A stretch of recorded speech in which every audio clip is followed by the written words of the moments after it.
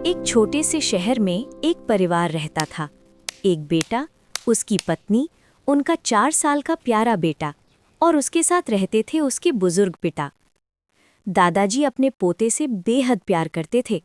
वो उसे रोज गोद में खिलाते, कहानी सुनाते और शाम को उसे पार्क घुमाने ले जाते।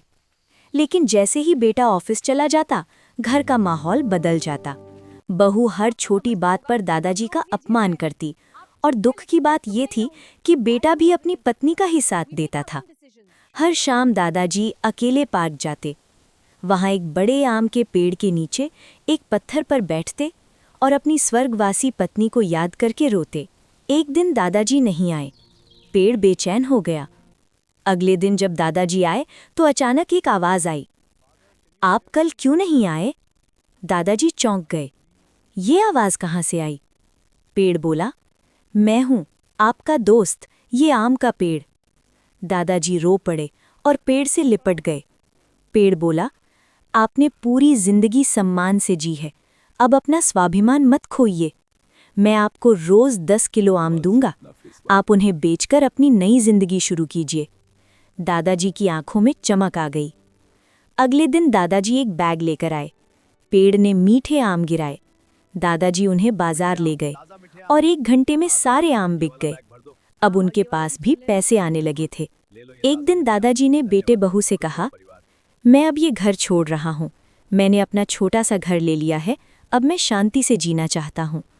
तभी उनका पोता बोला, मैं भी दादाजी के साथ जाऊंगा, आप लोग उन्हें रुलाते हो। बेटे और बहू को अपनी गलती का एहसास हुआ। उन्होंने दादाजी के पैर पकड़कर माफ़ी मांगी। दादाजी आम के पेड़ के पास गए, उसे गले लगाया और बोले, मैं तुम्हारे पास रोज आया करूंगा। तुम मेरे जीवन के सबसे सच्चे दोस्त हो। पेड़ की पत्तियां हल्के हल्के हिलने लगीं, जैसे वो भी मुस्कुरा रहा हो।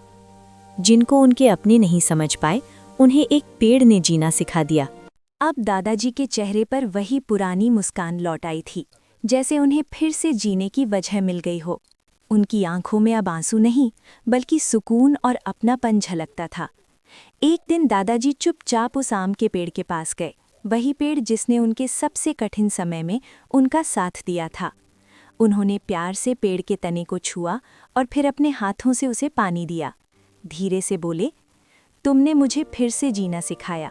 मैं आज जो भी हूँ, तुम्हारी वजह से हूँ। हवा धीरे धीरे चली, जैसे पेड़ भी उनकी बात सुनकर मुस्कुरा रहा हो। उसी दिन पेड़ ने जैसे अपना दिल खोल दिया। ढेर सारे मीठे आम दादाजी के सामने गिरने लगे। दादाजी की आंखें चमक उठीं और चेहरे पर एक गहरी, संतुष्ट मुस्कान आ गई।